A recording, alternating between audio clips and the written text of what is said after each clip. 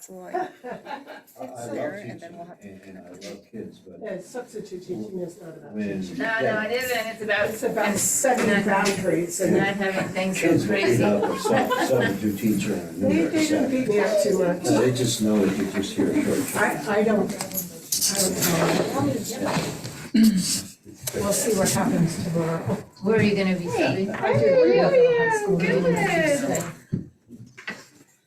You know, it's My like, elementary is a little easier. oh, no. No, not really. No, yesterday at first graders, you had I'm someone, sorry. yeah. Jeff, I think, Oh, did John, who wrote you the letter of support? Somebody, are you with the chambers? Yeah, I just started a few months ago. Yeah, Cheryl's assistant. I know, thank you. It's really exciting. Yeah. Well, I also work at the college. I run the bookstore and post office there during the mornings. Nice. So yeah, afternoons and evenings, I'm helping out computer work and things like that. It's really good. Oh, then you're like the most loved and welcomed position. We love our assistants. Yeah, right? I don't know how she did it all by herself. I know. You started at 35. Are you from here? I've lived here for about 7 years, from Sacramento area. Okay. My mom's there now. And Oh, I see. Yeah, my mom and sister are still down there. Yeah. Orangeville area? Well, Citrus Heights. Oh, it's just Pretty close, pretty close. Right there. And then my sister's like in Rancho Cordova area. Awesome. Yeah. Oh, you're close then. Yeah. Like, Yeah. unless the pass gets I'm going closed. down for Easter weekend. Oh, you are? I was gonna go this weekend, but I don't know how to Oh, it's a pass mess it. trying to get It's a through. mess. I know, like, Yeah. maybe open. Any but direction, it's a not. mess. How about you, Rosie? Hi. Yeah, coming here, there's a road like right before Grable, that's why. so go. And, Right. yeah, so we're going, and I'm like, oh my God. And there's the river. You couldn't go. Yeah. It was completely flooded out. Oh, the whole what a road. mess. Yeah, there's trucks turning Just nowhere for the water to go. around. I'm like, Super progressive. It looks like, do you know about that website? It looks great. still have your It keys. looks really good. I love it. You Love got it. So good. Yeah, we worked, I mean, it was like literally 3 straight days. I was like, let's bust this out. I was like, they need a site for that interview. When is it? I really appreciate it. It's a nice office when the They sun's out. postponed it. Yeah. Weather. I was like, Are you in person? Right. You're going? Lovely day. yeah. Oh, I to be, or is it on there just Zoom? to Or the get a interview? picture. Like, They're- It's kinda nice. Okay, I passed the interview off to First time I Clint. haven't worn boots. I just think that would be better, but they postponed it. So it's whatever we can get up in time. I'm sorry I didn't trouble you. I forgot to tell you. So John doesn't want the made in Plymouth page yet? We need, Different. we need to develop the program. So should we have just the one coming soon? So, yeah, we haven't decided. He doesn't want us to put anything He wants up. to like launch that. Yeah. So I don't know, maybe I could spend a couple days getting this all ready to go, but I think we should just like release it next month because And do like a launch. And then, It's alright. I just like find something. I think that's a good idea. Because that's Oh, it's a pretty big deal. Yeah, just, you know, very sturdy. you gotta get Clint on board with that.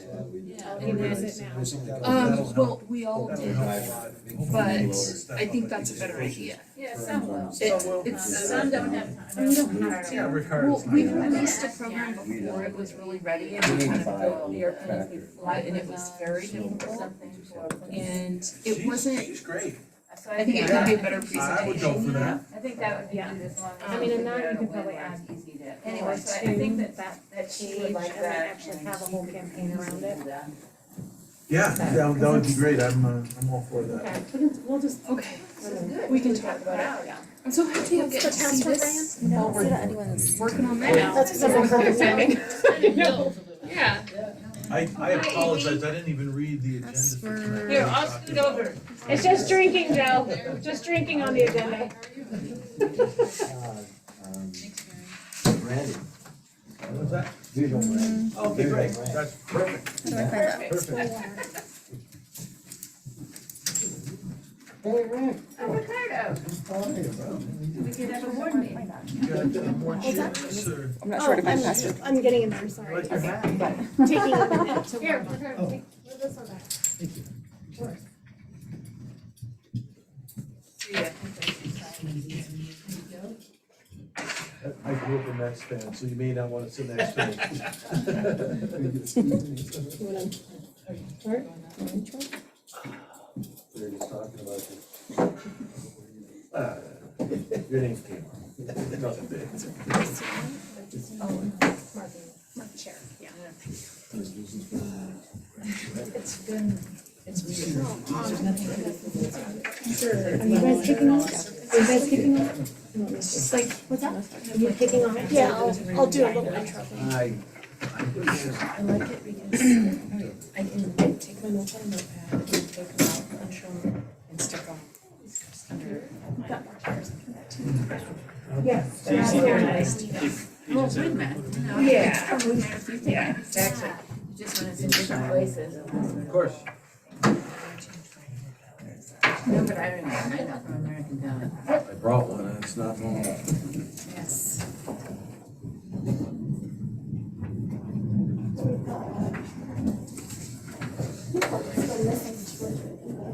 Yeah, I'm not looking at, I couldn't make it. Yeah, they might be laying back. Oh, cool. Yeah, It's the first sunny boy, I day. wish.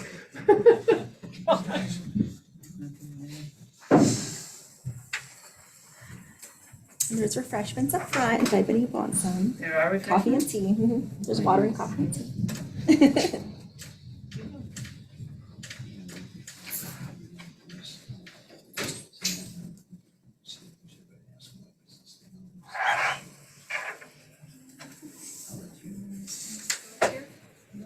See Joe, he can. I'm excited, yeah. Thanks.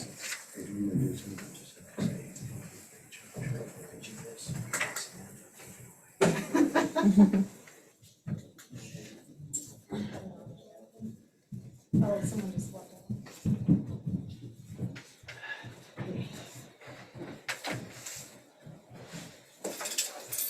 See if I can get on.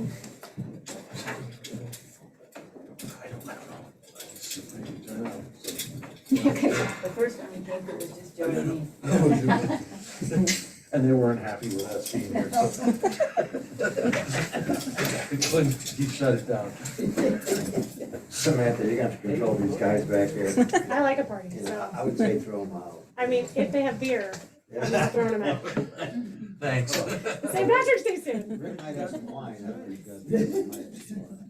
Well, I have a 3 and a 6-year-old, the boys, and I'm looking up, things to do on St. Patrick's Day. Near me, it's every bar in Reno. I'm like, that's probably not appropriate. But maybe it is these days. All right, I think we can probably get started. A little bit of a technical difficulty here with one of the computers. Okay, so, hi. Hello. My name is Cheryl Kolb, and I'm the Executive Administrator, I think that's my title, with the Quincy Chamber of Commerce. And this is my assistant, Ryan Lowry. She just started with us in December. Thank you, Clint Cobley, for helping us put all And these together. Cheryl, thank you for taking leadership to partner with the Sierra Small Business Development Center and have these monthly sessions, and especially for having someone, like Samantha speak tonight. So thank you, Cheryl. I do want to take a minute just for everybody to introduce yourselves and let us know what business you're running, managing, or if you want to start your own business, what your ideas are, real brief, before we get Samantha started. And also just so everybody knows, we have bottled water and coffee and tea up front if anybody wants anything to drink before we get going. And bathroom is located all the way down the hall, last door on the right. So if anybody needs one, feel free to hop up and use it when you need it. So, if you want to go ahead and kick it off, we also do have a sign-in sheet floating around somewhere, right here. So feel free to sign in. And if you want to kick it off and let us know. Okay. My name's Laura Wheeler. I'm the Executive Director of Indian Valley Innovation Hub. And I'm actually working on building a website with Samantha right now. And so I'm looking forward to learning a lot more about what goes behind all of this. I'm Jeff Graith, and I'm looking at trying to start a business operation in Plumas County, processing wood chips into horticultural wood fiber as a substitute for peat moss for the horticultural industry. So to try to find a market for wood chips for reducing fuel loading. Awesome. My name is Penny Robbins. I work with the Innovation Hub and Rebuilding Greenfield Resource Center. I'm a substitute teacher, but I'm thinking about starting a grocery store in Indian Valley Awesome. with rotisserie chickens. Okay, done.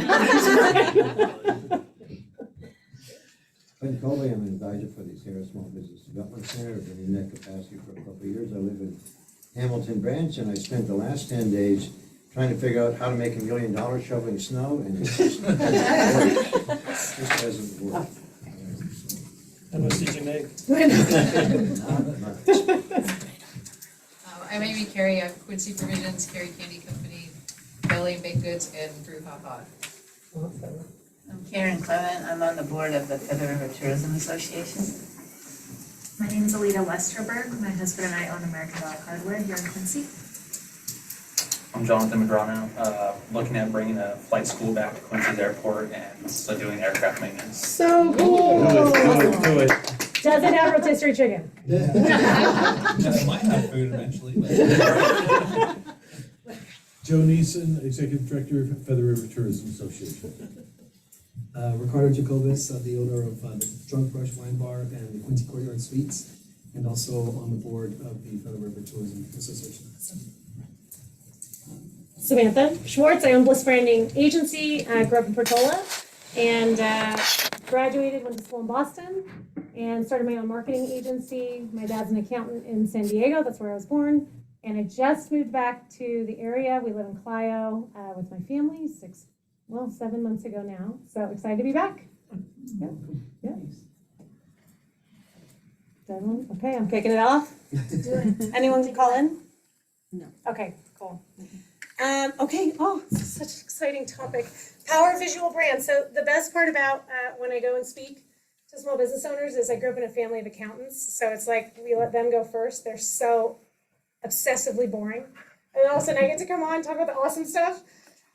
So power visual brand. What I want to do is make this a working session. So when you walk out of here, you're feeling very powerful. And so when you're thinking, if you don't have a store right now, for example, it's really an imagination and brainstorm session. But if you have something, you're walking out of here going, well, I either need to do better or I'm doing great or here's some ideas. So that's really the goal of what we're going to go over. So power of visual brand. This slide is quite possibly the most mind-blowing slide that you're going to walk out of here with. You're gonna, if there's one thing you're gonna walk out of here with, you're gonna tell your kids or your friend tonight, you're gonna say, I know the difference between brand identity and brand image.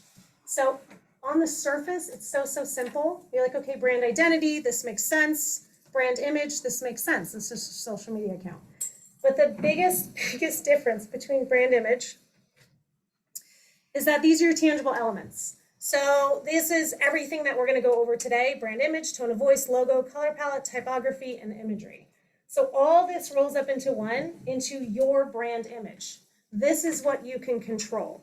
This is every moment of everything for your image. These elements right here. So if you were to take a course and a quiz in 10 minutes, this answers this. Here's the mind-blowing part, where when I walk in or when we work with small businesses, my agency works with hundreds of small businesses across the country. I have a team of 10, and I love what I do, and this is probably the top thing that they don't understand. When I ask, do you know just in general what your brand identity is? You'd get 20 different answers in the room right now, and it theoretically makes sense. My brand identity is who my brand is, and you're like, well, who is your brand? Like, well, my brand is a grocery store. No, that's your physical location. What is your brand if your brand had a personality? So then we start talking. But then they say, this is your brand identity, but what is your brand image? This is going to blow your mind. I don't know if you're ready. This is the consumer's perception. You have zero control over your brand image. Nothing, zero. This is the reviews you get on Facebook. This is someone tagging you when they're out hiking. Okay, I don't know where she's going. I didn't pay her to go. There's influencers today and you can pay them, blah, blah, blah. But your brand image is everyone out there that you cannot control. So this is a problem, right? Because you want to grow your brand. You want to make more money. You want to grow your market share. You want to make more money. The only way you do that is to get more people to rate your brand. But you have no control over what they're going to say about your brand. You literally have no control. Yes? Couldn't excellent customer service, affect that somewhat? Right. So what can you control? Okay, so you have your brand identity. Rolled up in our brand identity, which we're going to learn, are the things that we can control. Okay, so if I have an amazing experience at the grocery store, I have the best rotisserie chicken I just cooked, she goes home, oh my gosh, I got to write a review about Sam, and I have to write a review about this rotisserie chicken, blah, blah. But what she writes, you have physically no control over that. You can influence that, but you have no control. So in a world today where 100% of your brand is tied to what other people say about it, because of this one thing I'm about to say. Everyone here has shopped on Amazon? One time there was a person that didn't, I kicked them out. So everyone here shopped on Amazon. There's not one person in the room, I could give you a study, I could give you $100, unless you're lying to me, that you went on Amazon and you bought a product and it had 0 reviews. No, what? This doesn't happen. This literally doesn't happen. Because that product hasn't built up the brand and you're like, I'm not being the first idiot to buy this product. What if this is in China and it breaks after you? You're not doing it. So in order to grow market share, you have, and make money, you have to build your brand image, which you have no control over. So you have to focus on, as an owner, what can I control? And that's what we're going to get into today, because so many times clients come to me and they say, you need to fix this. You say, okay, well, what can we control? Let's go over here, boom, boom, boom. No. Like today, you need to fix this. Well, there's inherent problems, because if someone's going home and they love the rotisserie chicken, but they hate Sam, something inherently is wrong in how you are doing your HR for your company and how they know the personality of your brand, of your brand. They're not wearing their shirt right. They're not, whatever it is, there's something inherently wrong. We have to go back here. So as marketers, we can be tested all the time. When I recruit for my business and I'm hiring someone right out of college, I literally ask them this question. This is like the first marketing class. What's the difference between brand identity and brand image? Oh, gosh. And I trick them into it, right? Can we control the brand image? Of course we can. We can't. So if we walk out of this room with this fundamental knowledge, going, okay, when that person walks out of my business or they interact with my brand, I have no control over them once they leave. But once they leave and you've influenced them enough to feel like you have control over them, now you're going to make more money. You're just going to, as a business owner. So this is kind of fun. This is really fun to watch grow. So how it converts is different. You can have 1 million people come to your website, and you can have 999,000 bounce off of your website. Who's converting? You want to make sure that you're growing your brand image with the people that you actually want to buy from you. Any marketer on the planet, any agency, any person who's on TikTok can drive traffic to your website, can drive traffic to your social media platform. Anyone can do it. But are they spending money there? That comes back to this. Or are you talking to the right people? So again, that's what we're going to go through today. So this, identity versus image. Identity, you control. Image, you don't. But that's what you build. Those are the millionaires out there. They've built a brand image, right, that they have major influence over. And at any point, if you have questions, just, you're pretty passionate up here. I'm a little scary, so just raise your hand. I'll stop. So the first thing we're going to go in, tone of voice. So if your brand could talk, how would it sound? Authoritative, casual, funny, encouraging. Maybe it's everything. So if you look at the mission of McDonald's, do I let my kids eat here? No, but if we did, they have an amazing brand. Our mission is to make delicious, feel-good moments easy for everyone. So it sounds awesome, right? It sounds really good. It's not too authoritative. They're not assholes at McDonald's, right? This is like a fun-loving brand, this picture. You're feeling this brand right now. So let's see if they followed the rules. Okay, first bit of homework. So pick up your pen. Now, out of these, I want everyone to think about their brand if it's in your head or if it's actually a business right now, and pick 6, any of these words. Just pick 6 of them and write them down. Any words. That fit my brand. Correct. Or Okay. your brand now or your brand what you want it to be. Any 6 words.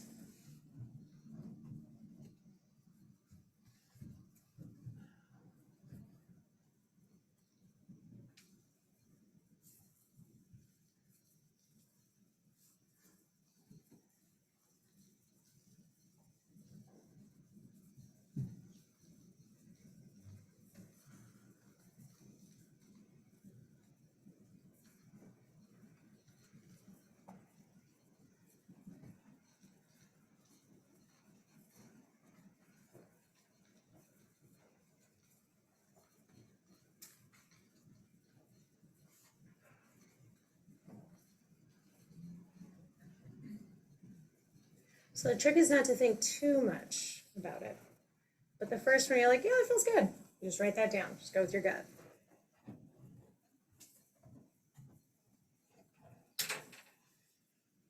Okay. Everyone has their 6. All right, so take those 6 words and look at them. And did any of them, do you have more than one from a column? From one column? If you do, write that name down of your most words in the column.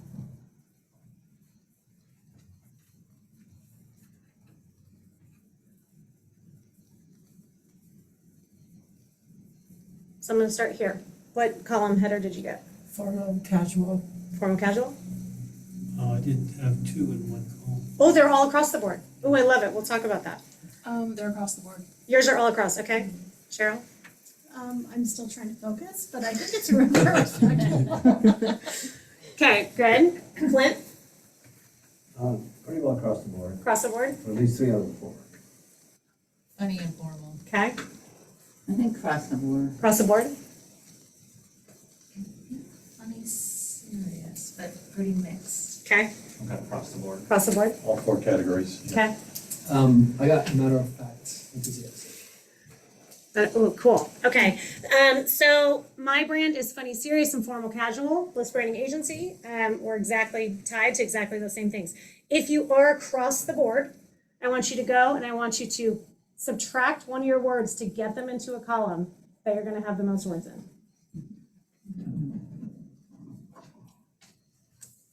So look at your words again. Scratch off the redheaded stepchild.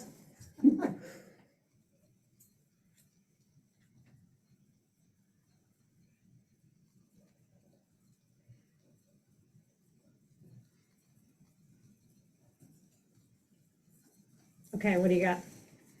I guess I'm formal casual. Cool. Who else? I think I had 3 others across the board. Laura, you were across the board. What'd you get? Irreverent, respectful. Good. And then I got back to formal casual. Okay. Funny, serious. Funny, serious. Okay. And then who? You were across the board? Yeah, most of mine were in formal casual. Formal casual. Karen, were you across the board? It's probably formal casual. Formal casual. Okay. Did I get everyone? That was across the board? Formal, casual. Okay. So look what just happened. Actually, almost all of FRTA came together for formal casual, right? So what happens is when you're across the board, your consumer is always confused. 100% of the time. If I go to my across the board clients, they have the most mixed reviews. Some are 1-star, some are 5, a lot of 3s. Say, this is fascinating. Right? You're like, this is mind-blowing. When you focus, and it's hard to focus, you have to kick the redheaded stepchild out. They cannot see an entire family of brunettes, and then there's one redheaded stepchild. In America, it happens. But with branding, it cannot happen. Once they're confused at all. Was Sam the only nice one at that grocery store? I don't know. You get the 3-star. Well, Sam was great, but the one time I went in there, no one smiled at me, right? The rotisserie chicken's still good, but you're like, what? Well, Sam was great. Why didn't you rate her on that experience? They're confused. Am I going to get that every time? So if I ask my husband to go to the store and get bananas, sometimes he comes back with a green, right? Sometimes they're freaking bruised. Sometimes they're plantains. I'm not asking you to get damn bananas anymore at the store. I'm gonna do it myself. That sucks. You have to trust that you're gonna get the same experience every time, or you're going to stop asking, /going/buying your product. It has to be the same. So if anything, when you're coming out of here and you're even still a little bit confused, you have to go home tonight and narrow the list down even more. It has to be narrowed. The most you can have is 2, ever. So here, if you think about my agency, you'd probably describe me like, yeah, Sam's pretty fun, she's funny. But when you get down to it, she's like, well, okay, she knows what she's talking about. She's professional, okay? She's trustworthy. I mean, I'm hoping, right? Friendly. These are things I want to exude out of my brand. You want to come out of here from my agency. It's okay to be in 2 profiles as long as that exactly matches what you want for your brand. But across the board, 3 or more is a fail. Okay? And you might think that's good. I want to relate to everyone. You can't. You get bad reviews. It is what it is. This is why politics is what it is. Okay, so this is tone, voice, dimension. So I want you to keep this category off to the side. This is something we can control, and you have to control it. The best of the best of the best of the best. They hang out in one column most of the time. They turn up the dial when they have to go into the other column a little bit. Okay, but the best brands are really in that one column. Okay, so does McDonald's match? I mean, yeah, they're pretty funny, right? Like this brand, their social media, you're gonna know that they're staying in the column. You're not confused about the McDonald's brand ever. The Big Mac is always the same. I mean, this is like, people think this is boring stuff. Franchising it out. You have to have the same process over and over again. But this is against me going, I know my husband's gonna bring home the bananas that I want. I'm gonna trust that. I'm gonna release anxiety of now having to go to the store. You want that for your consumer. That is when they buy your product. That is when they come back to the grocery store. That is when they spend more on you than the one they don't know if they're going to get the right bananas. Now, why I'm using bananas right now, I have no idea, but it's the analogy of the night. But you get it, right? This is how important this is. So I don't know if you guys have heard of this brand, Oatly. Okay, Oatly, this is so amazing. Oatly spent $109 million on a branding agency. 109 million, that's insane. Okay, but you know Oatly's brand. Oatly across the board, they want to be fun, they want to be young, they want to be unconventional. They are living, breathing this brand. This is their identity. When they want someone to go tag them, they want the person that's going to tag them on social to be the exact person that every single time, this is the banana stack I want. They made sure of that. There is nothing zero in the entirety of Oatly brand. This is why Oatly, when they launched, made $1.1 billion in this marketplace of a niche that literally is a $4 billion niche, the nut milk. 1.1 million, or billion, excuse me. That's insanity. Because all the other nut milks out there did not have a strong enough brand identity to capture that much in the market. Everyone knew that when you go to Oatly, it tastes smooth and delicious, and it's usually flavored, so it doesn't taste like crap, right? Some of the other nut milks out there, it's nut milk in general, is odd, but it happens. That's a lot of money. And they did it because they could control this over here, and now they have the most reviews. Oatly is the most reviewed nut milk, high reviewed nut milk, of any nut milks on the market today. So a lot of me saying nut milk, but it's the most reviewed, which equals the most money. The most reviews equal the most money. I can't control what you write about my brand, but I can control this. That's insanity. I mean, no words. Okay, so Indian Valley Innovation Hub, and it's a little sneak peek for you guys. But this right here, if I were to just tell you guys, they're working on a brand new website. Hi, Indian Valley. We encourage innovation. Every idea is worth looking at. Do you think that's a friendly brand? An open brand? Just starting with the word hi. Hi. You're already setting a tone, right? When you're an innovation hub and you want people that are scared to open a business that have never opened a business before, you can't scare them out the door before they even get in the door. So you have to be friendly. Every single word that you use has to match your brand identity. What do you want to be? Who do you want to attract? I want to get business people in to sign up, and I want to give them money to go make a business. It's not the other way. I don't want them to pay me money. But it's the same thing. you have to get reviews, okay, from these people. So this right here is the start. So when you're picking every word, every color, etc., this is how important it is. So this right here, as a part of what we can control, is your tone of voice. So I'm going to go around the room real quick, and if I were to just use one adjective out of the list you wrote down, I just want you to pick one. One. Pick your favorite child right now. Okay, go. Casual? Casual, okay. Joe? I'm sorry, what is the question? You're picking one word out of that list you wrote down. Oh, I'm sorry. Your favorite. Enthusiastic. Enthusiastic? Okay. Professional. Okay. Here's the list again. Professional? Okay. Cheerful. Cheerful. Karen? Trustworthy. Cheerful. Cheerful. Trustworthy. Trustworthy. Informative. Okay. Conversational. Informative. Okay. Trustworthy. Trustworthy. Okay. Love it. So this word that you just picked, I know this is such a short session, but in marketing, they say the best brands, when they do studies, when Oatly made their billions of dollars, they got a group together like this, they showed them the brand, and they said, pick one word, go, now, don't think, don't think, don't think. If you think too much, the world is too much right now. It's too much. There's 7 screens in front of us at every time. If you don't go with your gut when you're at the beginning of branding, it's going to bite you in the end. You have that word you just picked has to catalyst. It doesn't. I know we're kind of, this is like very quick right now, but it has to catalyst that identity that you're going to set for yourself. So if you said cheerful, but sometimes your employees are not cheerful, problems.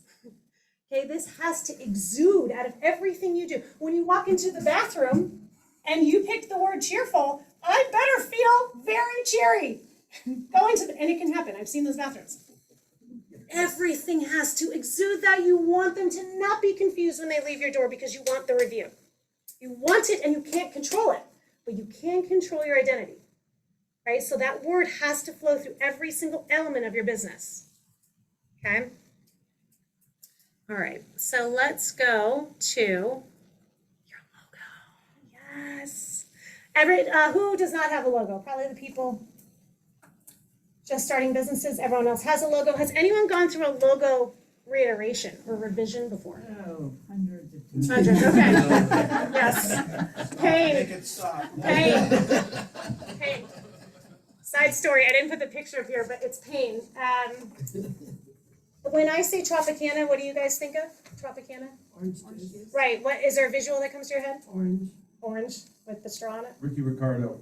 Ricky Ricardo, love it. Orange juice. Anybody my age? I love Lucy. So Tropicana paid over $100 million to do a rebrand, 2009. Okay, Tropicana is known for the orange with the candy cane straw, right? Red and white coming out. They launched it for 6 days. They lost 31% market share, $22 million in 6 days, because people walked in the store and they didn't know what the hell their new brand. It was in a clear wine glass on the carton, just an orange juice poured in a clear wine glass and a carton. People walked right by it. They literally did not know the brand. Not only did they lose $22 million in 6 days, people were furious because they were so excited announcing their new brand, so excited that their consumers were furious. Do you want to know why? Because they felt like they brought in study groups and didn't actually ask the people that drank the orange juice, what would you like to see? That's what they felt. So day 7, the CEO reverted back to the orange with the straw. So new branding, reiterations, it can go in the wrong direction if you are not talking to the people that want to buy from you about that rebrand. So when you're going through rebrands, you can't do it in the dark. I just find that story so mind-blowing. But logos come in different forms. We know this. When you're looking to set your logo, this should exude that word that you just said. So when people come to us to do logo redesigns, and we kind of go through this exercise with them, and if they come out with a word that says professional, for example, there are logos out there statistically proven that when I look at that logo, I feel a professional sense out of that logo. It's not too many colors. It's not too playful. It's serious. It's informative. I feel like this is a professional brand. Versace, Chanel. Okay, you're not going to Dunkin' Donuts, right, when you walk in there. You have a feeling from that. This is one of the biggest mistakes that business owners make. Because what they do is they go on Google and they just look at top logos and you look at all these different designs. And unfortunately, you tell someone, whoever it is, you say, hey, can you design my logo? Or you're doing it late at night, usually on like Wix Free Logo Maker, because it's kind of fun. And all of a sudden you have a logo that you like, but it's not necessarily portraying what the brand word you just said is. So it's a disconnect. Green bananas, bruised bananas. This happens all the time. People, what? I wonder why I'm getting bad reviews. Everyone's walking around Dunkin' Donuts logo and they're trying to sell Versace. I'm like, I don't know what's happening. They're confused. You can't do that at all. So I am such an amazing advocate of redesigns. So when you look at Greenhorn, there's a very nice progression. And you look at today, because I say people are idiots in the nicest way possible, their brains are just too full of stuff. You have to simplify. But it also has to be your brand. When Greenhorn went through their rebrand, they wanted class. They wanted a sense of sophistication in the outdoors. They wanted you to feel that was a little bit upscale. So if these weren't up here, would you get it from that logo? Probably not. At the beginning though, when you launch, you're excited. We're Western, we're country, let's get it out there. So it's okay to go through revisions, reiterations. And as you're doing that and you're going through that with your community, putting it out there, putting it out on social media, people are so scared. Like, I want to wait. I want to have a brand launch. I want to have it. No. You put it out there. Actually, boost that post. Hey guys, which logo do you like better? We're going through a rebrand. Your community is who has the money in their pocket that's going to buy your stuff. Those are the people that you want voting. Or, $100 million marketing agency. Hopefully they're not Tropicanas. So it's one or the other. You have to be very vocal about it, or you're hiring an agency that is going to extract the work that you just find highly annoying. Hey, Sam, I have my word cheerful. Like, what now? So there's only two paths. But if you do it right, and you go through reiterations, and you get to a place where now your brand has evolved over time. You started small, you're hiring on employees, you're expanding your space, maybe you're bringing on a contractor to put in new things, maybe you've upgraded your tablescapes. It doesn't matter. It's okay if it's time for a rebrand, because different colors mean different things. And as you see, there's a trend line going on where things are just getting simpler. So Rite Aid, when they went through their rebrand, they added in a completely different color scheme. If you were to just look at these two logos, it now looks like two completely different companies. Why? Because Rite Aid said, we want to get into this entire, and I study case studies for a living. Rite Aid said, we want to get into the entire wellness industry and take a chunk out of this CBD industry that's happening, this very green wellness. Literally, that's where this came from. I think, if you're to quote me, give it probably another 5 years, they're going to have their own pharmacies there. Or you're going to go get your seat. They're going in that direction. This is where they want to go. Green's the right color, right? So this rebrand. So this is just a marketing joke, but this is obviously rebrands all the way up to today. But the world is just getting so insane and too much and so simple that in the future, we're literally just going to have shapes. Let's just take it all away. Our logo is just a color now, and you just pick what shape you want. It is hilarious where it's going, but it is trending simple, but it still has to match your brand identity, what you can control. So if you're in a phase where you're making logos and it just feels busy, it's probably off. Okay, even though that might be your brand, which your word actually might be busy, which we had a client, which is one of the largest vintage stores in Chicago, and they just always kept like saying, no, it has to be busy. I'm like, I don't know if there's any portion of that word that's good in any light. Busy, Sam, we want busy. Their logo is so insanely busy. We want busy. At some point you just tell the client, like, here, it's too much. And we're saying it's too much. They took 12 months, they came back, and they're like, Sam, it's too busy, it's too much. Oh shit. So you just can't put too much in right now. If you want to put your entire name in your logo, and your entire tagline and your logo, don't, just stop. That tagline is for somewhere else. I promise you it is. If you say to me that people are not going to understand your logo without the tagline, you don't know what a brand identity is. That's literally like me saying you don't know that I'm a female up here. Well, this is probably a wrong example today, but you don't know if I'm a female up here because you don't know the color of my underwear. What? Your logo is just a representation of your brand. You don't have to show them everything underneath at the beginning. Okay, it has to be simple. It has to. So take everything else away when it's just the logo. Okay, questions about logo? Okay. It's my favorite. Okay, so color palette is my absolute favorite. Color palette, here's what happens with entrepreneur businesses and then actual conversion and then making money and then becoming a millionaire and then becoming a billionaire. So a lot of times there is a color mismatch happening. So what I want you guys to do is just pick 2 words, any words, they could be from any color over here, but pick 2 words and write them down. Try to be colorblind, I just want you to look at the colors. No, just the color. Or excuse me, try to be colorblind, I just want you to look at the words. Yeah, just the words, yeah.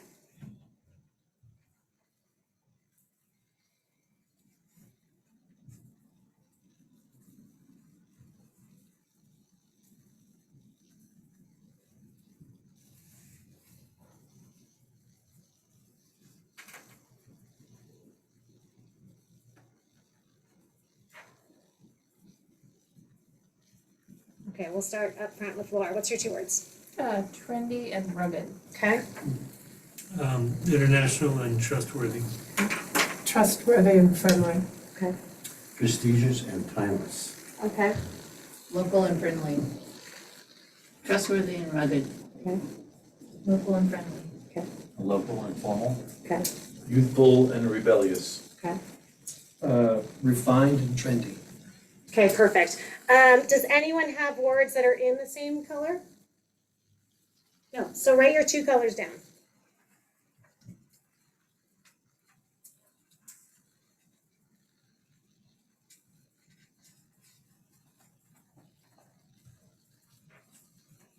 Okay, Laura. Red and black. Okay. Blue and yellow. Okay. Yellow and green, but I don't like those colors. It's okay. Red and gold. Okay. Blue and green. Okay. Yellow and black. Okay. Blue and green. Purple, yellow. Red and black. Okay. Does anyone just raise a hand right now knowing your brand? Does it match your brand right now? Raise your hand if it does. Hilarious. No. Chickens are yellow. Chickens are yellow. Chickens are yellow. Only yellow chickens. You all heard that, right? Chickens are yellow. It didn't come from me. Clint. Ours was gold. Gold. Yeah, and you had red and black? Yeah. Yeah, so black is one of them, right? The colors in the hub, yeah. Okay, so let's go real quick with what just happened in the room. So, and what's your brand's colors? Well, it's kind of hard. I just rebranded the bar. And Okay. it doesn't really have a color in it. Okay. It's more just Black, black, white? more or less, yeah. Okay. There's really no color in it. For the hotel, we haven't done anything with the brand. I don't even think there is a brand or a logo for the hotel. Okay. It's just the branding. I'm like salivating right now. What? Which is something I want to do. Okay, so let's go with you. Does anyone hate their colors? I know I have do. one. Anyone else? Yep. Anyone else not like those colors? Okay. What were your colors again? Blue and green, I do not like blue. You don't like blue. And what are your current colors? For your brand? More like pink, purple, green is in there. Okay. And blue is just a Blue is no-go. Okay. And then red. I know you guys have a hot pink, so it's in the family. Yeah, it's black and red. Yeah, black and red. Okay, so what just happened was when you're picking your words that are your brand, remember as entrepreneurs, our words are our brand. We are our brand when you're building your brand. Those colors should be in your color palette. It doesn't have to be a main color, but those colors, I need you to sink this in, are your brand identity's colors. Yes. Blue is such an off-putting color, in my opinion, Yep. to food. To food? And I'm mainly consumable, and so I'm like, I just Yeah. So don't then, like that blue idea. and blue, you had friendly? I'd local. Oh, local.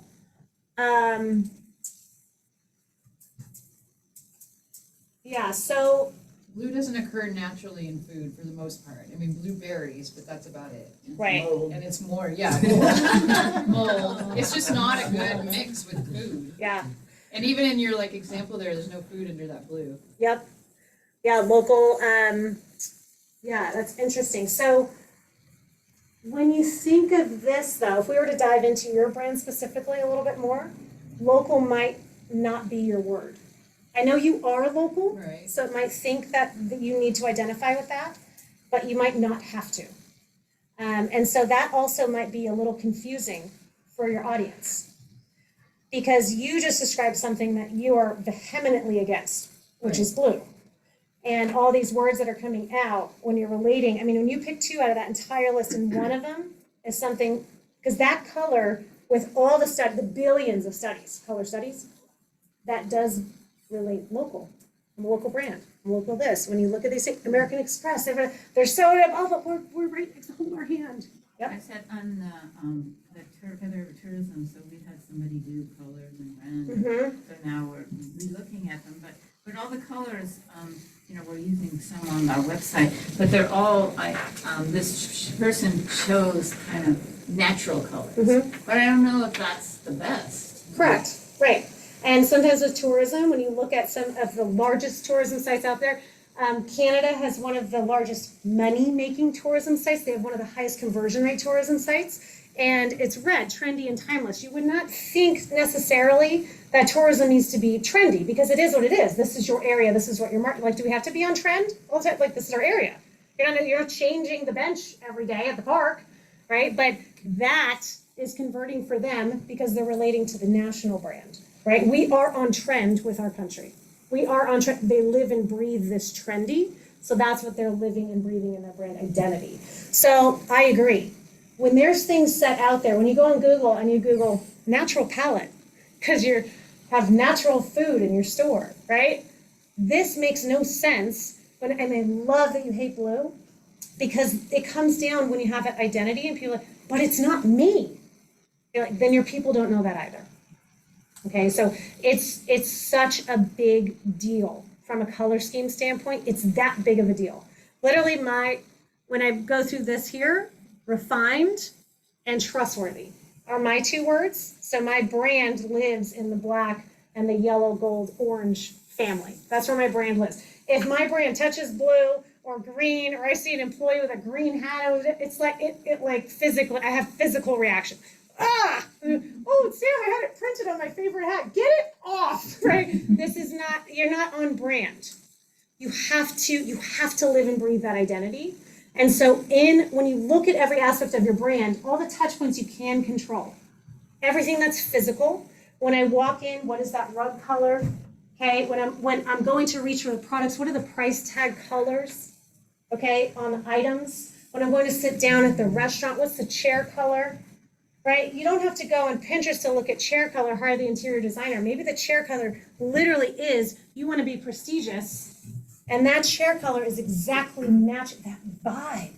People walk out and they're like, oh my God, that's what they're posting on social. They feel the vibe. Everything is living and breathing from your color palette.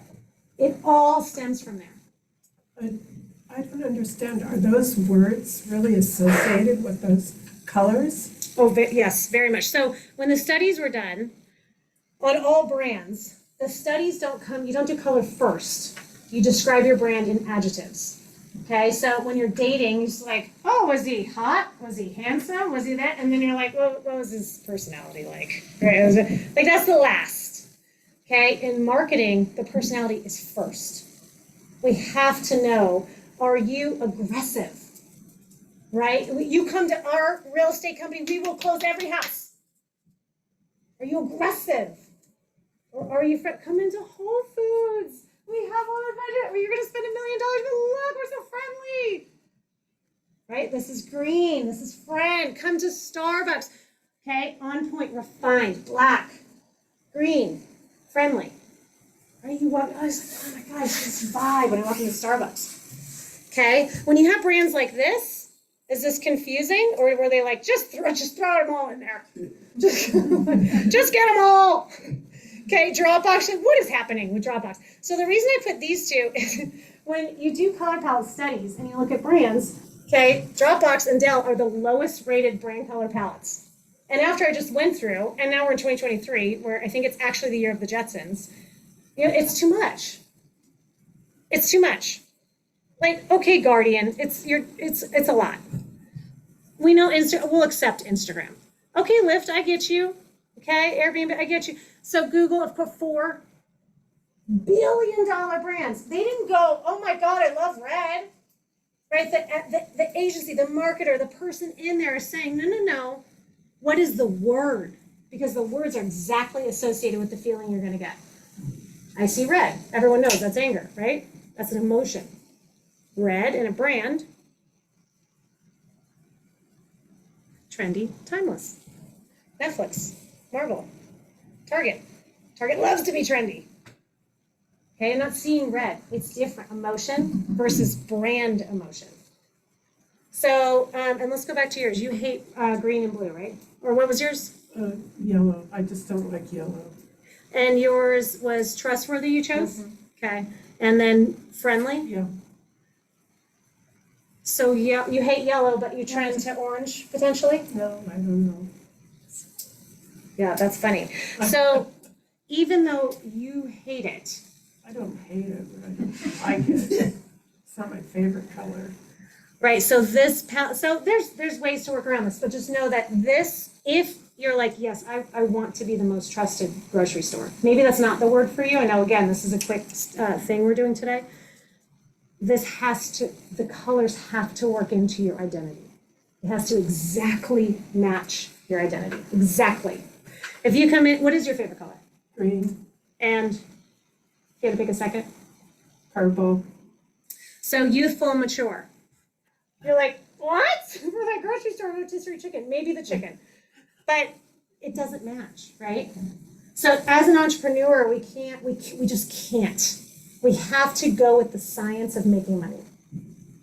And there is an exact science to making money, to gaining market share, and to getting more money. And again, I know people say it's not about making money. In the world today, to own a business, if you're not making money, you're not surviving, you're not hiring more people, you have to make money. You have to grow market share. You have to. How do you grow market share? You grow your brand image. Can you control your brand image? No. Then how are you controlling something you can't control? You have to exactly match your brand identity down to the T. I still don't understand. Did people do studies and they said trustworthiness is always associated with yellow? Yes, millions of studies. Really? Actually, we'll connect. I'm going to send you some because my daughter is a very scientific mind and she literally believes no words that come out of my mouth. I have to show her all the studies. Literally, she's 18. But I love doing that because as marketers, we're data hounds. If it doesn't match the data, we shouldn't spend money on it. Don't do it, right? It makes no sense. So you might want to look at the studies and then really start to get into the words of your brand. Like really, what do you want to exude? Okay, and it might be youthful. You know, your grocery store. Who are you hiring? You know, what does it look like? We're about to go into the font? Is that a youthful font? It might be. But we have to drill that down, and then it has to match. It has to match. Has to. Okay. Typography. Love it. Okay, so we're here. Typography. Okay, so where do I begin? Does anyone in here love script font? Handwriting font, script. Yep. Does anyone like block letter font, strong, bold font? Yep. Like Arial. Yes, Arial, Poppins. Does anyone like hand-drawn, like Oatly, the cartoony style fonts? Okay. Typewriter style fonts, hard edges. Okay. Okay, so when you're looking at typography, this is really where you can have fun with your brand. You can change whatever vibe you want on whatever sale you're having, whatever audience you want to attract. If your brand identity is on point, typography is where you go get to play. Once it's set in stone, your brand identity, and the type of font, and the feeling that you're getting, and the colors are on point, you then say, I'm going to have a sale. What kind of sale? Who are we attracting? Well, the high school's doing a fundraiser, and we want to connect with the high school, and we want to do this. You don't have to stay in your identity when you're doing fun sales and things outside of it. Yes, you use your colors. Yes, you use your logo. That is the biggest question I get. When can I go outside of my typography? When do I go outside of that? So that's like second though, right? You're like, but I need my like main typography first. Correct. We don't play with typography until your brand identity is so down pat. It's very comfortable. You have reviews in the door, then you go have fun. Okay, so typography. So out of here, I want you to pick 3 personality words. It's too small? Oh, yeah. It's like an eye test, right? I'm failing. I flunked. Oh, I can zoom in. Oh, that's better. From different, No, doesn't matter. You Just words? just don't look at here, just personality words. oh, Personality. What do you want us to do? 3 personality words. Just of all those? Yep, just choose, think of your brand. If I was to say, oh, did he have a good personality after that first date? How would you describe him? What's your brand's personality? Oh, okay, so just the personality chart. Just the personality. Oh, okay. Are we looking at the style of the word? Nope, just personality. Look at the personality columns, and you're gonna pick your 3 favorite words. Of the top, just the top one?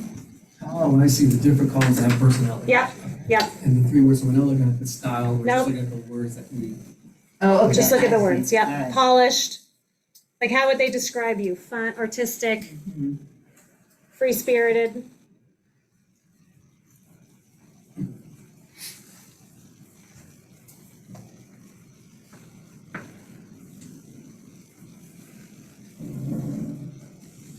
Appealing. How was his personality? He was appealing. It's a funny one.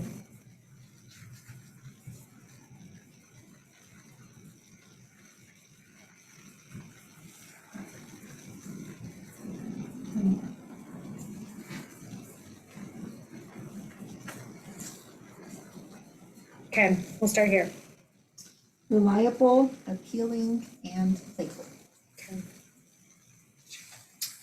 Efficient, traditional, classic. Okay. creative, stable, and clear. Clear, reliable, and respectable. Clean, creative, appealing. Polished, creative, and classic.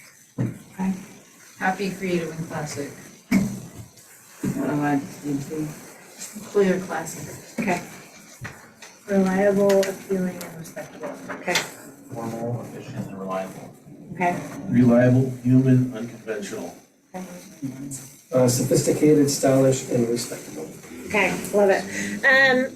Does anyone have words that are in a similar column? Like, does anyone have 2 words from here or 2 words from here? Yes? Okay, so write the name of the font next to each word.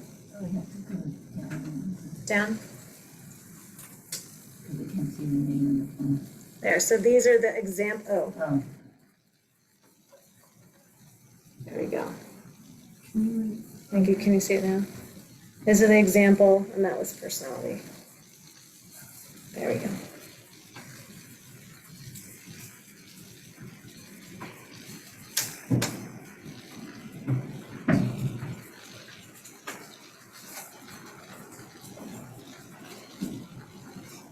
Okay, does anyone have examples in the script?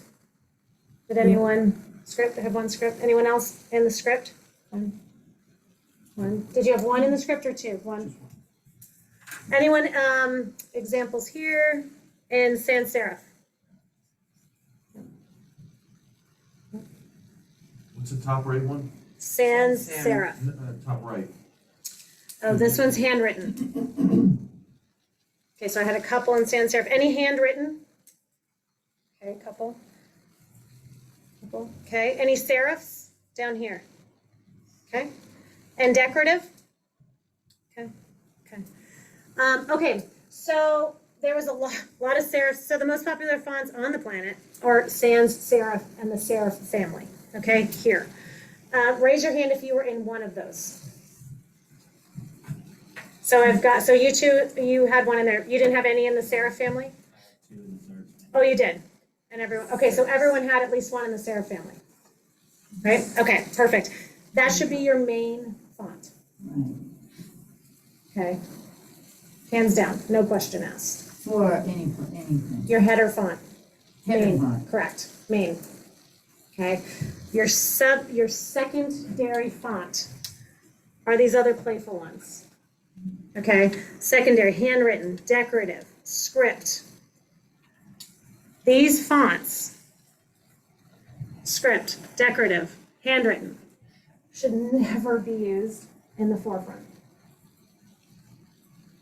Okay, unless you're Oatly. So if you have billions of dollars to spend. If you have billions, you will make billions. Here's the reason why. As a small brand, we only have so much money to get our message out there. If you use a decorative style font as your initial font, it is green bananas. It's not easily enough recognizable because you cannot saturate the market enough for them to see it enough. This is, I love, again, the study's statistically proven. If you do not use a serif or sans serif family font as a main font, as a small business, you're going to miss out on a segment of the audience. This is insane to me, these stats. That's insane. If you have font that's too thin, it's not going to work.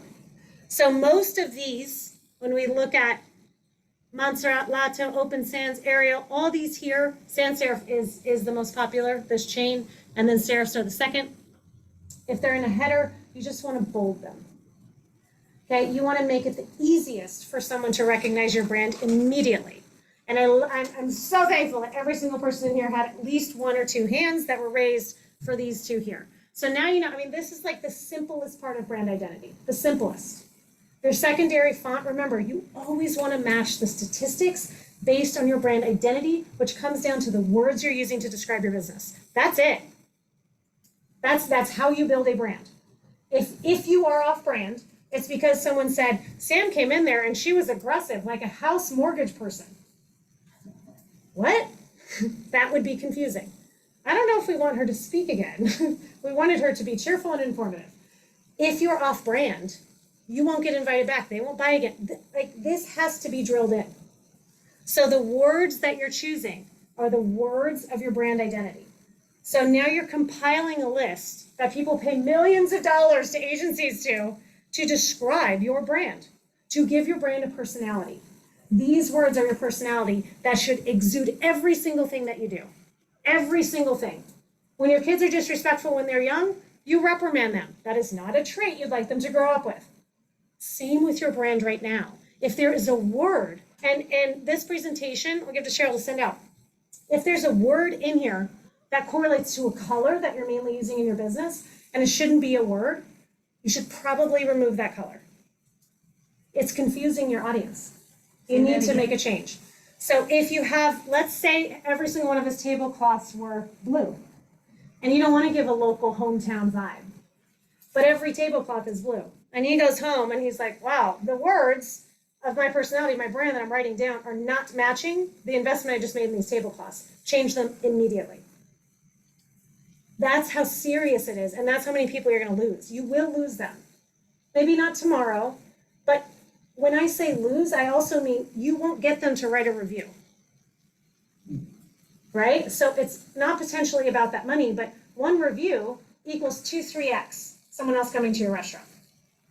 Someone else buying the product, someone else coming to the grocery store. That's how much, and remember, reviews are your entire brand image. Are they tagging you? Are they writing about you? Are they talking about you? That's what you can't control. That's what you want to grow. That's it. And if they're confused at all by your brand, they're just not even going to take the time to do it. Or unless you're egregious about it, they will write a terrible 1-star review. Right? So that was good. That was a good question, though. Okay, so we launched the La Sierra Chamber of Commerce website. As you can see, we have one of the popular fonts as our main font. It's bold, it's in the sans serif family. Obviously, we're going to use that. Secondary font here, still bold, is a secondary font. When you're a Chamber of Commerce, all the words that Cheryl's using, these are refined, informative, authoritative, these things where you want business owners to trust you.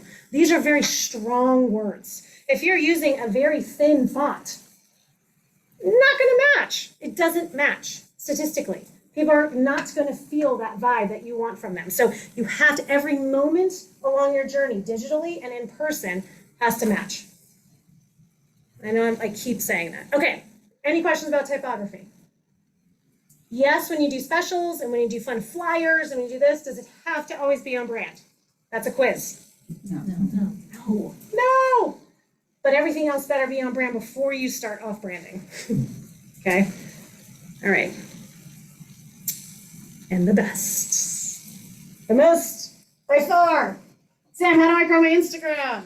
Sam, how do we, as a company, should we hire a professional photographer? Should we go get a videographer? What should our imagery look like? Do we have to wear certain clothes in the photos? It's literally millions of questions about imagery. So this is, I will say, the funnest part of your brand and also the easiest part about your brand. And for some reason, people think it's actually the hardest. When it becomes the hardest is when you didn't do your homework for the other part of the brand identity, which now makes sense. If I walk in to his restaurant that is sophisticated and refined and I have a glass of wine and I have a blue skirt on and a blue turtleneck on, I'm walking around serving, it's off brand. It's odd. It doesn't feel right? I don't want to Instagram my, I'm just not doing it. You're going to miss out.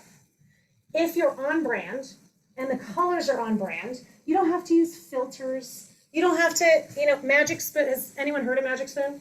The reason I use this example is it was the fastest growing introduction into cereal in the history of cereals.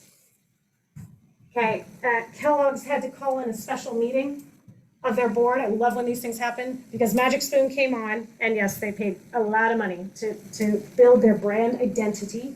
They came into the market and they stole 3.6% of kids' cereal. Now, I know that might not sound like a lot, but cereal is the oldest, most traditional, most ridiculous Kellogg's industry to break into. It just is, because there's 1 billion boxes. Magic Spoon came in and they were like, we don't want shelf space. F the shelf space. Okay, we want this space online. I don't care about, I want grocery stores to come to me. Hey, can you put Magic Spoon? We don't want your shelf space. We want this space. They spent all of them, and I mean all. And most people, when they launch a cereal brand, they go and they pay to develop the local. We want to get in your grocery store. We want the big contract with Whole Foods. We want this. That's where they spend their money when you initially launch. The investors are like, what contracts do you have? So they launched a startup campaign. They had $500 million investment. They spent $270 million on branding. What? 3.7% of the kids' cereal industry is $17.9 billion. What? So Magic Spoon, the reason I use them as an example, they feel like their account on Instagram and Facebook is the easiest thing they've ever done in the entire world. When you go and look at who is tagging themselves eating the cereal, all of the kids have color on their t-shirts. All the kids have cool, they're tagging themselves cool because the brand is cool. Okay, and if we go back to purple, the exact word of purple was youthful. Every moment of this is on point. No one is confused about Magic Spoon.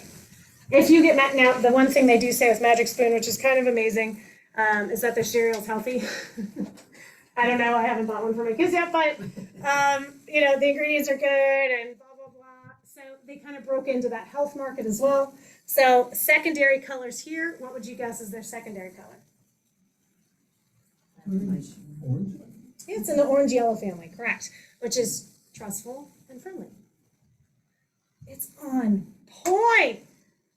You get your brand identity on point, you get market share. the reason they grew so quickly, because not only did they trend, because so many people were tagging them, the reviews, because they only sold online when they first launched, only online, they got over 10,000 reviews in 9 days. They offered 1-day shipping. They paid out the butt for 1-day shipping when they first launched. They launched 4 years ago. And it's just astounding when you hear stories like this. I know everyone in the room is like, I don't have $200 million. You don't have to have $200 million. The importance of these examples is to show you that if you do it right, people are not confused and they will spend their money. If your product sucks, they're not gonna buy it. Magic Spoon must be really good. So it's good, and it's a good brand identity. They trust you, they're gonna buy it. How many times have you heard, I go to the grocery store and I get like the same 26 things? If you can break into that market share, you got recurring revenue now. You know your kids like Magic Spoon. That's what you're getting every week at the grocery store. Maybe a new flavor. It's not rocket science, but you have to stay on your brand identity. You have to do it. You have to. No questions asked to make money. So Magic Spoon, boxed water, what in the world? Boxing water. Literally, it's just water in a box. And this actually did, I got my master's on an online program through Cornell about 5 years ago. And boxed water, we had to put in our thesis. And I was so disturbed by boxed water because it was so dumb. And they make so much amount of money, it's insane. The CEOs of boxed water literally had to divorce because the one CEO was basically, in so many words, saying, we're cheerful, and the other one's like, no, we're trustworthy. No, we're aggressive. They could not land. They could not land. They're like, our brand, absolutely not. The one divorced basically bought the other one out. He's a billionaire now. He's gotten bought out as well by the mother company that owns Amazon and Whole Foods, bought boxed water. They bought it because the brand identity is so strong. Boxed water. No, I meant, what was the brand actually? What was the word? Oh, that they landed on? Yeah. Oh my God. Do you have a guess? Trendy? Okay. Anyone else have a guess? Just based on the visual? Like a word? Classic. Classic? Rugged. Rugged? Traditional.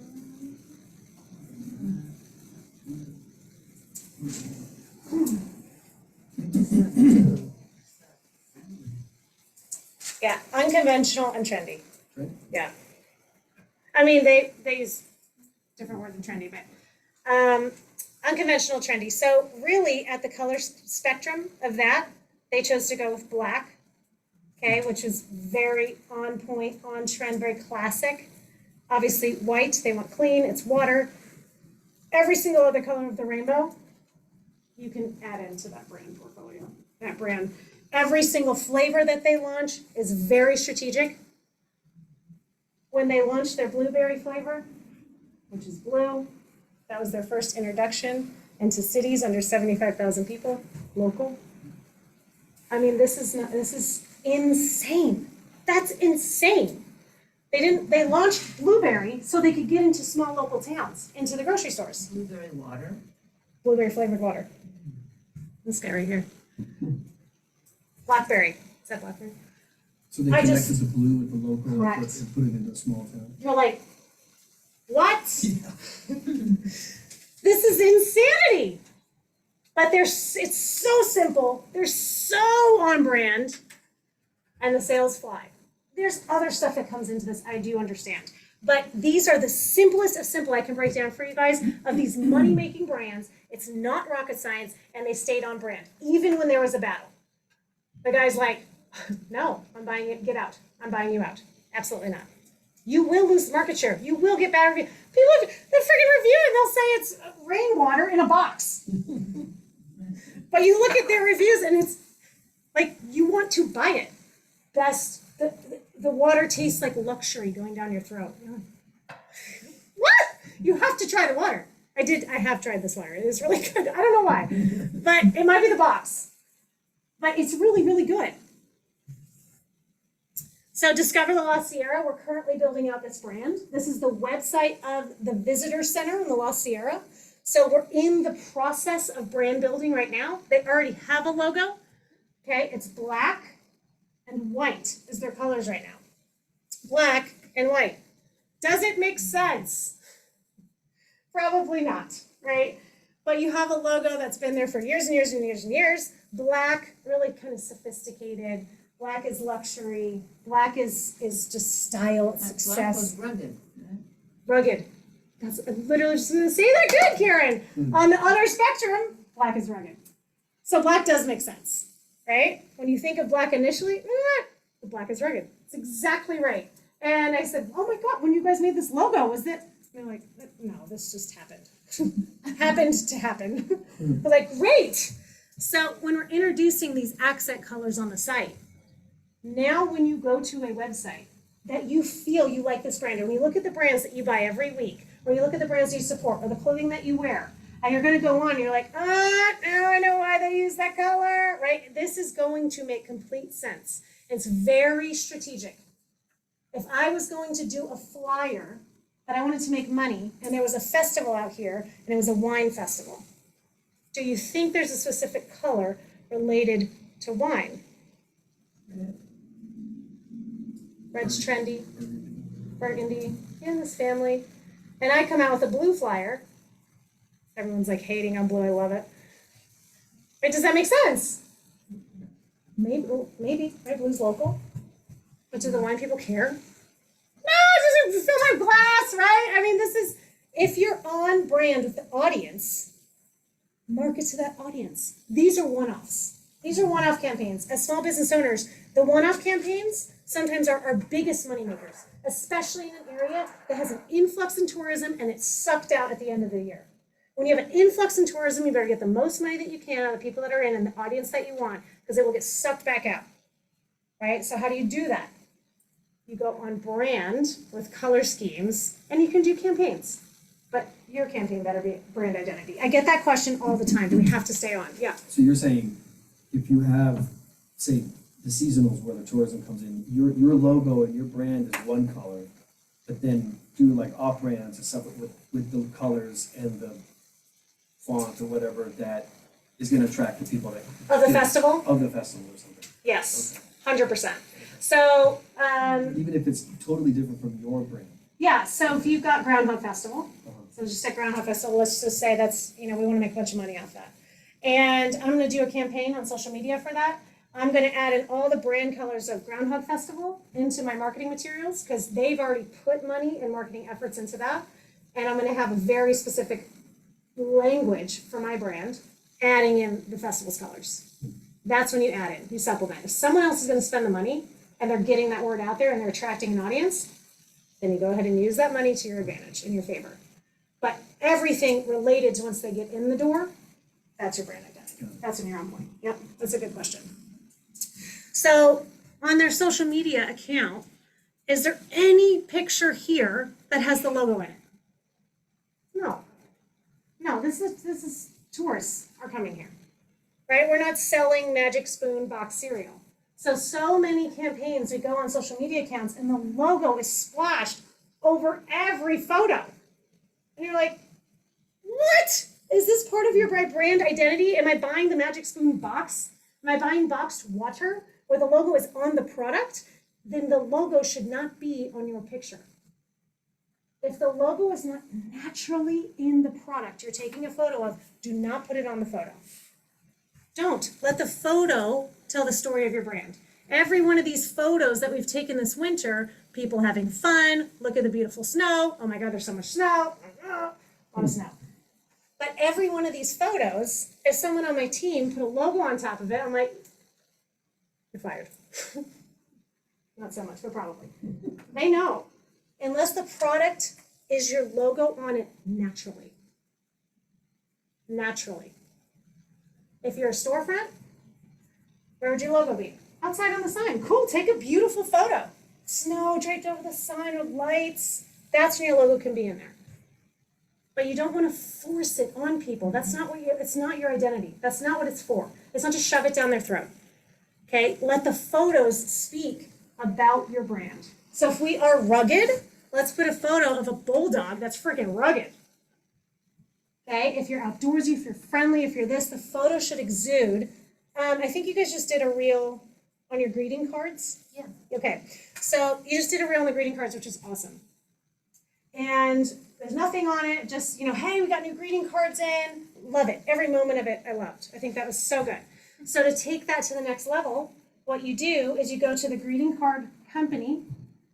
Okay, so let's say, what's one of the greeting card makers? Up with Paper. You go to Up with Paper's Instagram account and you look who's following Up with Paper. There's a reason you chose Up with Paper to have them in your store. It's mixing in with your brand identity. You liked their look, you think it'll sell. So go to their followers. What you're going to do is you're going to start going and clicking on their followers, and you're going to start commenting on their profile as your business. Hey, really cool. Have a good date night tonight. Right? Maybe he's out with his wife. Have fun with your wife tonight. But I'm commenting as the hardware store. You're like, what? And then all of a sudden, the guy that follows the greeting card company, he goes and he sees your initial reel is the greeting cards. Instant connection. Like, wait, I'm gonna follow them.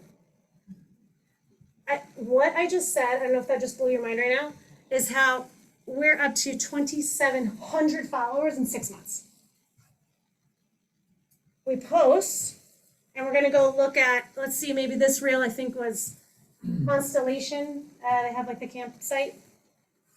Here, tag them in the photo. We go to Constellation's followers. Hey, you're awesome. Look what you did. Boom, boom, boom, boom, boom. Stuff in Tahoe. They're skiing. This is our crowd. People in the Bay Area. Who do we want to come here?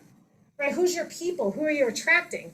Go to their profiles as your business. Because if your brand identity is on point, they're going to come to your profile and they go, oh my God, for some reason I connect with them. You're like, yeah, there's a science to making money. I'm feeling a connection. Because every single color and photo and logo and typography in this relates to a feeling. And that feeling should extract money out of their pocket and a review. At the end of the day, we're like, how do you make money? Well, Sam said to get reviews. Yes! If that's the only thing you remember. Yes and yes. So in the process of building the brand, when we launch the website, the people in this room are going to go, oh, it makes sense why they use that color. Blue is on our color palette. Okay, get visual, have fun, make money, repeat. I love you guys. Thank you. Woo! Yay! So powerful.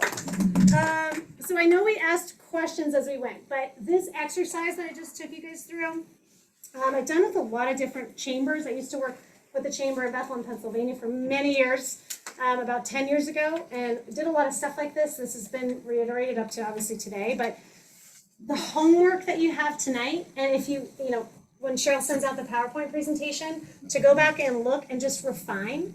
But if you go through and refine your words, your brand should have 3 to 10. We now saw the colors of 10. It's like too much. So I'd say 3 to 5 colors. Okay, and your brand should have anywhere from 6 to 10 personality traits. Yep, it should have 3 to 5 colors and 6 to 10 personality traits. So 6 to 10 seems like a lot. Why so much, right? Because your personality traits, your brand is going to have a lot of them. They're going to start feeling in the same family, though. So what you want to do out of those, you want to pull 6 to 10. And then you want to do a test with yourself where you just say, ask me my brand's personality trait. Just one adjective. And you're like, all right, Sam, what's your brand personality trait? And I say, professional. If you find that you asked 10 people and you said the same word, that's your main word. If you find that you had a spectrum, okay, it was 10 different adjectives, 10 different times, you just back, hone it in. Back to the drawing board. Yes. So if you get those 6 to 10 and then you have a group that you're kind of working with Yep. and just say, okay, these are what I think. What do you guys think? No, you want to say, I come up to you and say, Karen, ask me the one adjective to describe my business. And you're like, okay, Sam, what's the one adjective? And I say, friendly. Okay. Okay, you want them to ask you. So it is homework, but if you want to make money and you want to grow market share, you want to grow your brand image, you have to do this homework. You can ask your husband, you can ask your daughter, you can ask someone on social media, hey guys, ask me what the one trait, but you want to get to a place where your gut is telling you that one word. Your gut is telling you every time that one word. but it could be 2 or 3 words, but you want to hone it in. Remember at the very beginning, if you're across the board, it's a lot of different bananas. So the idea is to get the 6 to 10 and then hone it into about 3. That's right. That's right. And you'll always try and do it top. But at the end, you'll know the brand. So from there, you have your top 3 words. Very easy then to come up with your colors, to come up with typography, which we already went through. Does your logo need a revision? Right? Is this portraying what we want for personality? You go on your social media. When I look at these pictures, am I describing these pictures with this one word? Like when I look at the bulldog on Discover La Sierra, does it say rugged? Yeah, probably. Right? If there's one that's like out, well, that looks like why is rotisserie chicken there? Probably not a tourist website Instagram photo needed. Unless I'm tagging that place, go visit. Right? So you want to go back and re-look at the brand when you're in this brand creation phase. Or if you've launched a new company and don't have a brand yet, you're gonna lose market share. It's gonna happen. But you should be that serious about it where you're like, I'm gonna lose money. You're gonna lose money. But name it, color it, and make it very identifiable, and you'll make more money. So a good question that people ask after this is they're like, what's the easiest way to get more reviews? Right? How do I get more reviews? More reviews, more money. Does everyone in the room have somewhere, not the people that are already creating a business, that someone can leave reviews about your business? Obviously, yep. No, not yet. Not yet. So if you have somewhere to leave reviews, yep. If you don't have somewhere yet, you should make a Google My Business profile so they can leave reviews. You just Google that, Google My Business profile. There has to be somewhere online that's a major platform that they can leave reviews for you. Make a Facebook, make a Yelp, yep. I was going to ask, is Facebook better than, say, what's the other one? Instagram? Yes, thank you. Yeah, like which platform is best for reviews? Yeah, because I have both. I'm just wondering if one is better than another, or if another one is different. Yeah, so always, number one as a small business, I would say go for Google reviews. Google, yep. So at every single table, even if you had something that was like on trend or something on the menu, or your waitress had it on the side or on her arm or wherever it was, QR code to the review form, or QR code, leave a review and sign up for our loyalty rewards program, or leave a review, free glass of wine next time. I know there's like laws around that, but literally I give away my children for more reviews. Like that's how they know that. It's that. But that's how important it is. Every moment when they walk into the cheerful bathroom, they're like, you like this bathroom? Leave us a review. I would leave a review in that bathroom. That's hilarious. If that's on brand for you, then do it. But every moment that someone can get or leave a review in your business, there should be a QR code for them to scan, somewhere where they can sign up, get my review form sent to you. Are you old school and you don't know how to use QR code? It's fine. I'll send you the review form. You gotta get reviews from your students, from teachers, from business partners. I don't care who it is. You have to get 5 stars. You have to get 4 stars. It's actually a funny study. On Google, if you see a business with all 5 stars, they actually, let's say they had 100 reviews and all were 5 stars. That company actually makes less money than the company that has a 4.8 rating because there's actually they feel like it's real. Mm-hmm. Yeah, it's really funny. So you're just like, oh, Sam, I got a 3-star review and now I don't have my elevators. I'm like, it's about time. Yes. I'm glad that guy had a bad day and they left a bad review. So it's okay to be real. And another question I get is, do I respond to bad reviews? Should I respond to bad reviews? 100% every time. Every single time. Don't delete it. It's real. It happens. You're not ever going to get perfect bananas every time. It can't happen. But you respond to it. Thanks so much. We'll chat with our waitress. I'm really sorry you had a bad experience. Next time you come in, ask for my name personally. We'll get you a good seat. Every time. Because guess what? And here's why. It's not because I want to be nice. There's a science to making money. When someone leaves a review on Facebook, let's use Facebook or Instagram. Someone leaves a review on Facebook and they respond and it's bad. Then I come in with a comment and I respond back. The algorithm has no idea if it was a bad review. The algorithm is the math that more people see your account or less, okay? They don't know. So I actually want to engage with a conversation with you about the bad waitress. Hey, ask for my name personally next time, boom, another comment. The algorithm gives me a point. They're gonna say, oh, people must like their profile. Look how many people are commenting. They comment back, hey, thanks Sam so much. Yeah, we did like the food and she probably did have a, absolutely, again, ask me. I wanna keep it rolling because the more points I get, how the algorithm works is if you get a share, 3 points, it's the highest share. 2 points, this is very dumbed down, but this is basic. 2 points for a comment, that's pretty hard to get. 1 point for a like. So likes are at the lowest. Okay, whatever, everyone can get likes. If you can get someone to share it, now it's gonna make sense for you to see people enter our $1 million contest, share our page, comment 4 times of it, right? Because they're trying to increase the algorithm. If you're gonna give it away, you might as well get something for it. But all of it makes sense, there's a science to making money. Is this the same with Yelp? I mean, does Yelp do that? Yelp is tough. Yelp is tough. But Yelp is one of the largest money makers for businesses. I would say, if I was doing your marketing, I'd say, listen, give me $200 a month. We're advertising on Yelp, 100%. Yelp, you can't cheat at all. The system, they won't even. If you leave a review and she just signed up for Yelp, it's not going to show up on your profile. They are so strict, but because they're so strict, they have more trust. They have more brand loyalty. They get the most click-through conversions. So responding to a bad review on Yelp. Oh yeah, I respond. But it doesn't do anything for your algorithm. It doesn't. Yeah. But I never delete, ever. Because no brand is perfect. Right. Unless your brand sucks, right? Maybe you should delete it. We're just still trying to trick them. Good question though. Any other questions? Yeah. Yeah, I'm wondering, a chamber, Yeah. or a visitor center, or FRTA. Yeah. Getting a review when Yeah. we're not selling, we are selling a product, we're selling an experience, but will people leave reviews on organizational, web-based? Yeah, great Will they say, hey, you guys recommended A, B, and C, they all suck? Or, Yeah. hey, will we get good reviews based on the content of our website? Yeah. I talked to Jan too at the Los Sierra Visitor Center. Yeah. And she tells me repeatedly that she gets letters from customers who came in and they write her back and say, thank you so much for recommending we go here or there or eat at this establishment. She gets letters. Yeah. They send her letters. Yeah. Because So of what she recommended for them. Yeah. It's who does that? So the easiest. But that's what you want to hear is that. Yeah. We came to Plumas County on a whim and Yeah.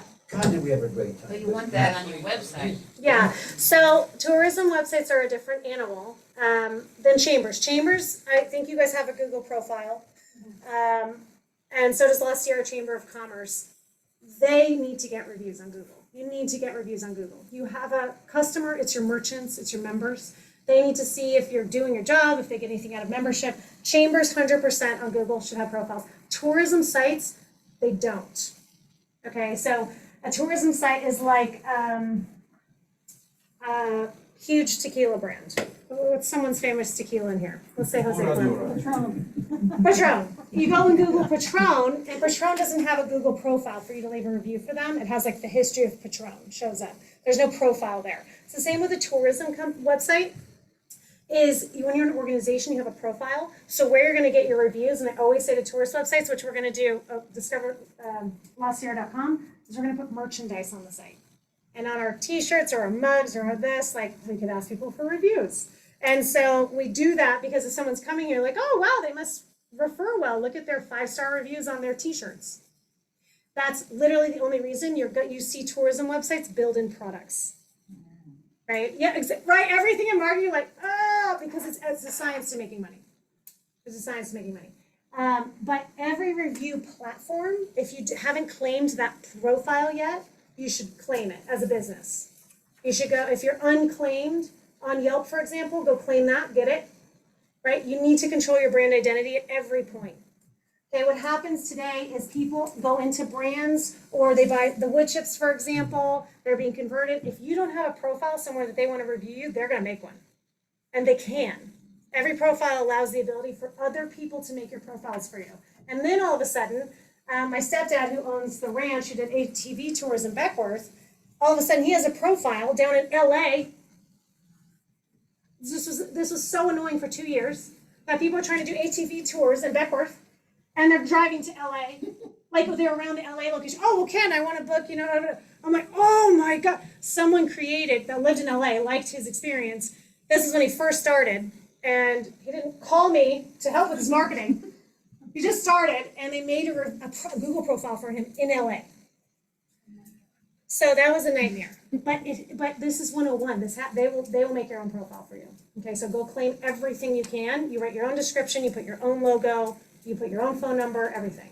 Okay? I'm sorry, when you mean claim it, like, it's not actually helping us, somebody. Foursquare, for example. Foursquare.